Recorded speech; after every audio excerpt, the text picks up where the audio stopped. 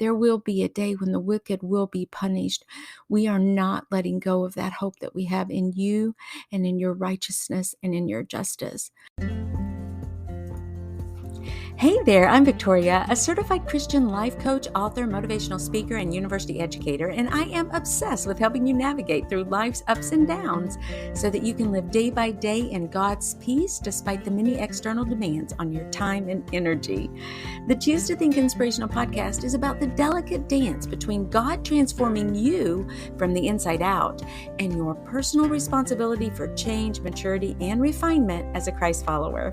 On the show, I'll help you connect the dots between your faith and your life in practical, meaningful ways while giving God room to do what only He can do, and so that you can shine your light for Christ and be better equipped to serve your family and help others around you. You can change every area of your life, one thought at a time. Welcome back to the Choose to Think Inspirational podcast, Brain Changer. Let's dive in.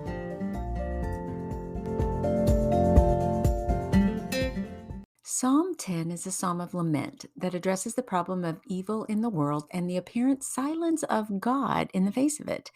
In this episode, I will offer you 4 practical applications that 21st century Christians like you can make from Psalm 10 with a focus on your family and marital relationships. And if you stay tuned to the very end, you'll walk away with the top 3 results or benefits from putting into play these applications. Your heart will take flight, you will feel encouraged and ready to face each day with a bounce in your step.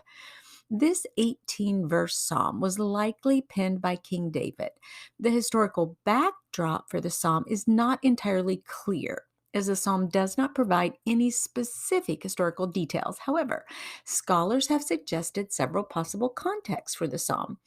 A time of political upheaval. Some scholars believe that Psalm 10 may have been written during a period of political instability, when the people of Israel were oppressed by a foreign power. The psalm may have been a cry for help in the face of this oppression. Perhaps it was written during a time of moral decay. Some suggest that Psalm 10 may have been written during a time of moral decay within Israel itself. The psalm may have been a lament over the wickedness of the people and a call for God to intervene and restore justice. And it's also possible that this psalm was written in response to a personal crisis faced by the psalmist. The psalm may have been a prayer of lament and a plea for God's help and protection. Overall, while the exact historical context of Psalm 10 is uncertain, the psalm speaks to the universal human experience of justice, injustice, oppression, and the apparent silence of God in the face of evil. It remains a powerful and relevant expression of lament and faith for people of all ages and contexts. Let's listen to Psalm 10 and stay tuned as we will unpack all the practical applications as well as a very personal story.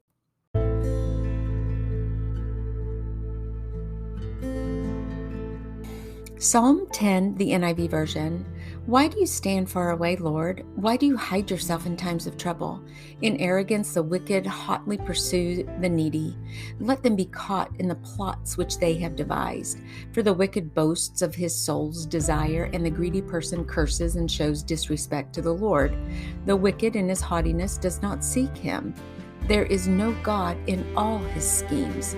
His ways succeed at all times, yet your judgments are on high, out of his sight.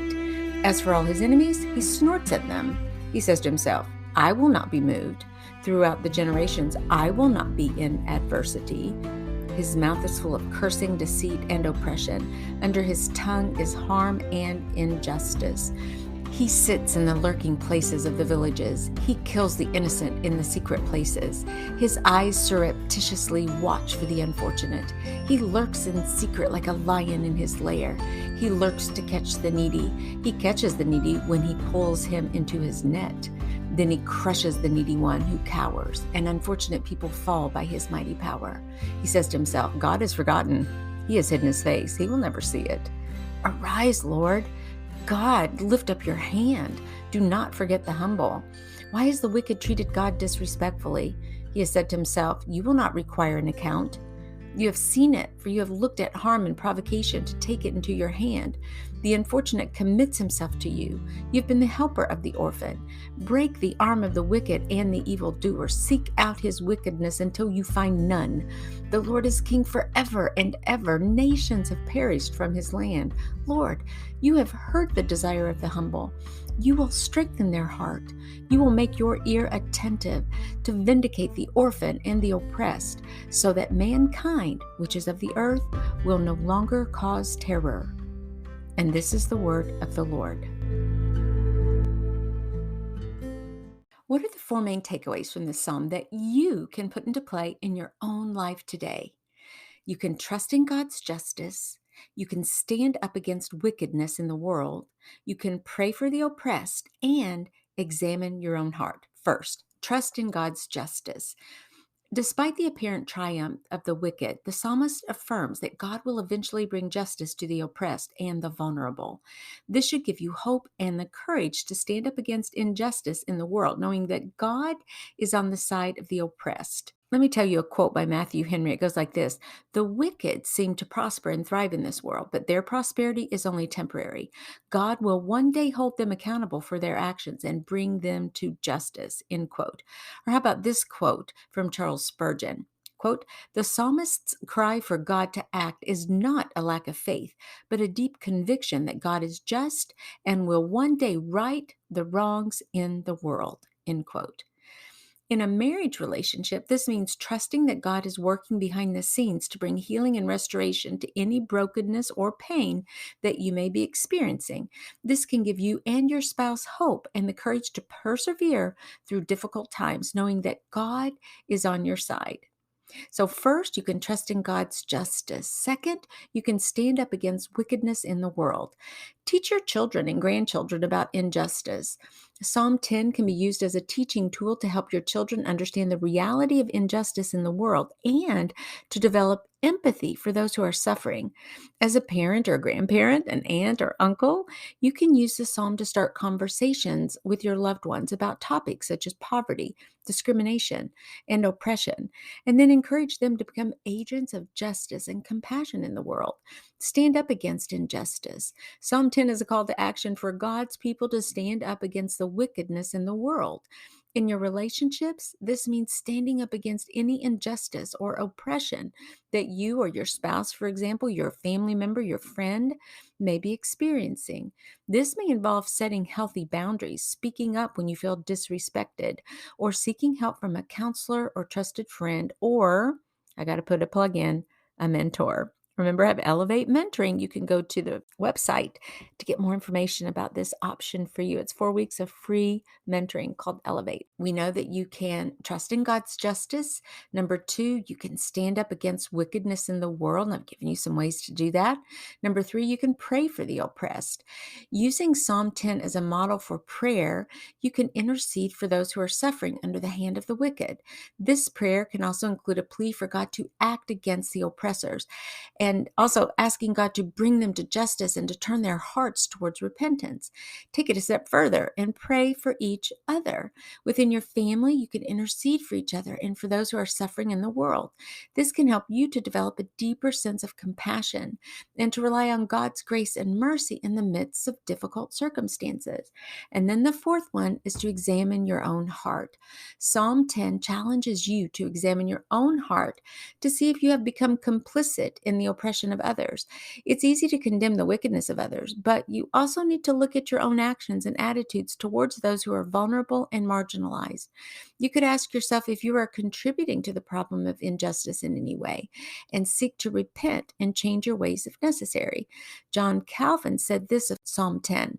Quote, "The wickedness that the psalmist laments is not just an external problem, but also a spiritual one. The root of evil lies in the human heart, and only God can transform us from within and enable us to live lives of righteousness and justice." End quote.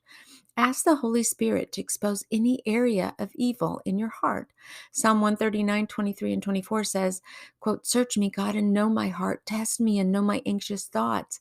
See if there is any offensive way in me and lead me in the way everlasting." So in your relationships, you can encourage honesty and openness.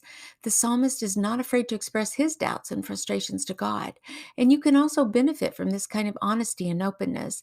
As a parent or grandparent, you can model vulnerability and authenticity by sharing your own struggles and asking for forgiveness when you make mistakes.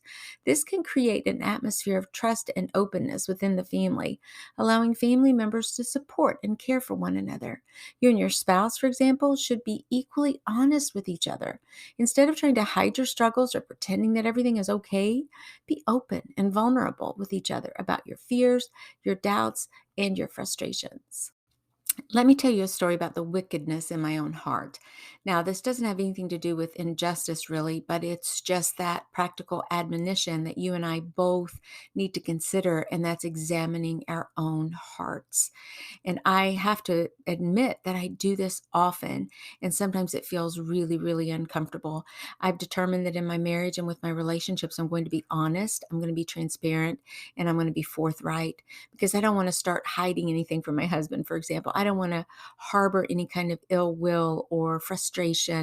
I want to, after prayer, I want to bring that to him and to his attention and open the communication lines just as widely as they may be opened so that we can have that type of transparent relationship that I desire as a husband and a wife. I want to tell you something just to expose this on a really small scale of how I do this. Yes, I'm going to just say it is a story about wickedness in my own heart. And when I even write a sentence like that for a podcast script, the next thing I do is exhale a huge sigh. I'm like, oh, like that. Even as I am open and honest with you about so many things going on in my heart and mind, it makes me feel a bit vulnerable and sometimes very, very childish, but here goes. One night during Friday Family Fun Night, there were about 8 of us sitting around the kitchen table playing a card game that goes by different names. Some people call it Scum, some call it Kings, but it's a game you play individually. There are no teams. The object is to eliminate all the cards in your hand in order to get to or to get closer to the king and queen spots, those positions, and to avoid being the last person with cards in your hand, which is going to get you the spot on the exact opposite extreme of the king and the queen. And we call that Scum and Scum Junior, or it's like the lowest dirt poorest two individuals in a kingdom, let's say. There are card playing advantages to the top spots and disadvantages to those bottom two spots. During play, you have the opportunity, should the cards in your hand or the ones you draw present you with this option, to skip the person who plays after you. One night I sat to the left of my husband, Jim. Play after play, he kept skipping me. I'm okay with one skip, even 3 skips, but more than that, and my mind starts racing. And I think thoughts like this: why does my own husband keep skipping me? This is so unfair. Why is he more interested in his own winning than in my winning? Why doesn't he treat me with a bit more respect or honor? He's not taking care of me or showing love to me by skipping me so much. And listen, if you've tuned in to our recent Monday series on cognitive distortions or faulty thinking, you will remember there was one category called personalization and blame. And this is when you assign responsibility to yourself or others for events that are outside of their control, like cards you randomly draw in a game or are dealt in that game, or you assign blame to others for things that are not their fault, and you make them responsible for your own feelings about it. In other words, I was engaging this type of faulty thinking that night playing cards. I blamed Jim for playing the cards he was dealt or had drawn from a shuffled deck, which was totally not his fault nor within his control. But I went a step further and I personalized it. I concluded in my mind that he played the cards to squash me personally, and which proves that he doesn't love me like he should, when he would have played those same cards no matter who was sitting to his left. I took it even further and blamed him for my feelings about it. Everyone began to notice my silence and the smirk on my face. And someone said, "Oh, Mom isn't enjoying being skipped by Jim," or something like that. Needless to say, I lost that round and I was sent to the dungeons of Scumville, where it is extremely difficult to arise from the depths of this poverty of riches. And let me just say, where it is also equally challenging for me to rise from the ashes of this type of wickedness in my own heart, mind, and soul. That old root of rejection seemed to be sprouting. What could I do to eradicate its tiny, frail roots that were seeking fertile ground to take hold in my heart? Now you're thinking, gosh, that's just a dumb old card game. You're right. But don't miss those everyday experiences that offer you a moment to reflect on the thoughts and meditations of your heart and soul, especially when your feathers are ruffled. Generally, I have found that if I go a bit ballistic emotionally over something that is happening in my life that seems overall kind of trivial and insignificant, that God is up to something big. He wants to refine and polish my character. He wants to bring his living water to a parched area of my heart and his healing balm to any festering wounds. It's not pretty and it's not fun, and pride has to take the back seat every single time. Jim and I had a few deep conversations about that particular incident, which, by the way, is also a common reaction that I have when playing pickleball against him. But that's another story for another day. I took that incident and I analyzed it the next morning. I processed it and I prayed through what happened. And I asked God to reveal to me my anxious thoughts and any wickedness in my heart. And boy, he did. The next Friday, I fessed up to the kids. I apologized for my reaction and admitted it was an ugly comportment on my part. I let them know that Jim and I had spoken and I would try my hardest with God's help not to repeat that type of behavior and would try simply to have fun and delight that they were all around the table with me. And this is to my adult children, mind you. They're in their 20s and 30s.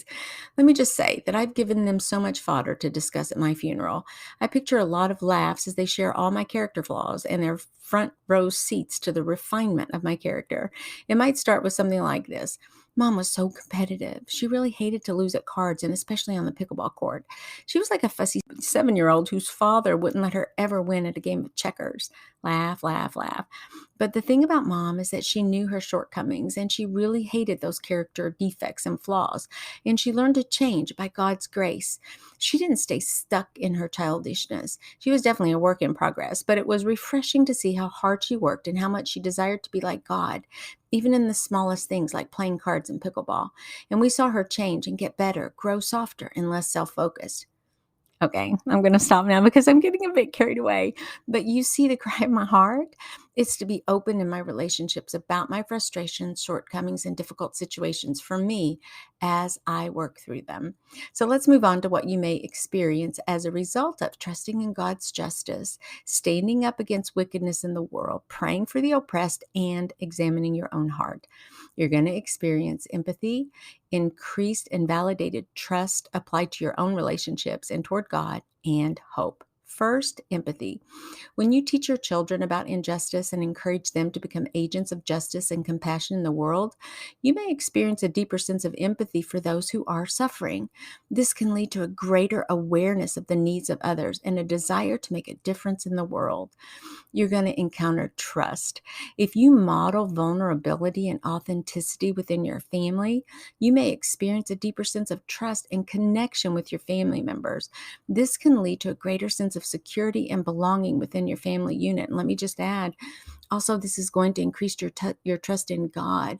We know that we're to commit our way to the Lord and trust in Him and allow Him to do the work in our lives. And so instead of saying, I don't trust you, God, and why are you doing this? Ask God to help you increase your trust of Him, increase your faith in Him, and to declare your will be done, God, not mine, but yours.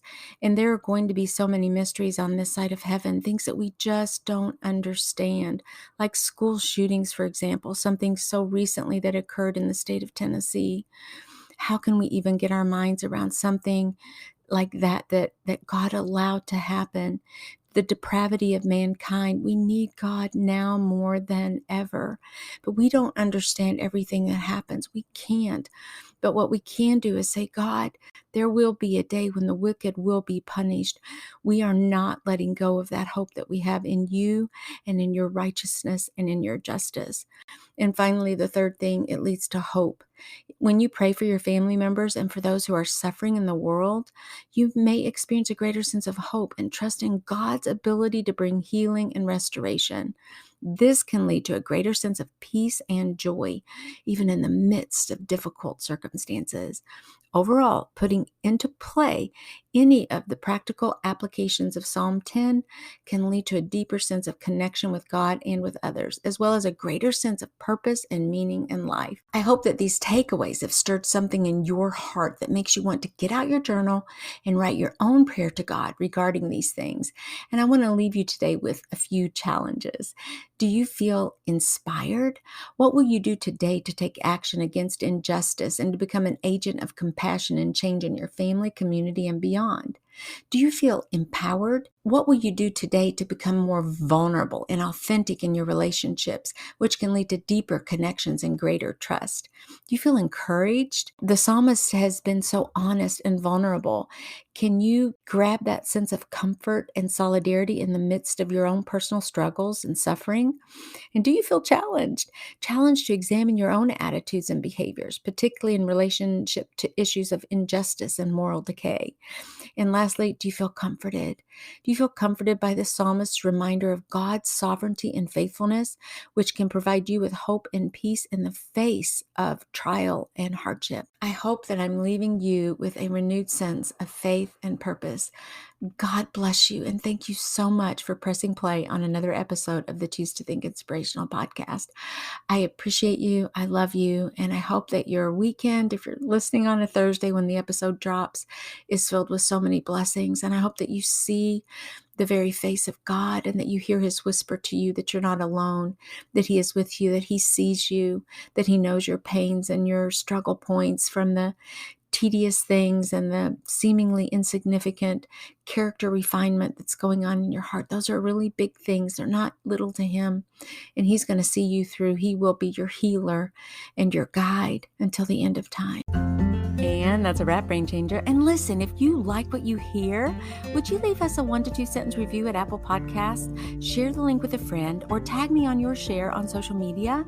It would mean the world to me and would help us to keep shining the light of Christ and sharing the good news to others who are in need of encouragement. Please visit us on our website at choosetothink.co. That's with the number 2, choosetothink.co, to get on our monthly newsletter list. And if you need a guest speaker for your next women's retreat or church event, I'm your gal. Email me at choosetothink@gmail.com, and that's with the number 2, choosetothink@gmail.com. Finally, I offer limited free mentoring sessions each month where you and I can chat to help you develop a strategy for your thoughts in any area of your life. I'm a certified life coach and I have something to share. Visit choosetothink.co and click on mentoring for more details. Also, keep in mind that the messages on this show are for informational and educational purposes only. Please consult your medical doctor for all medical issues. Thank you again for tuning in. God bless you.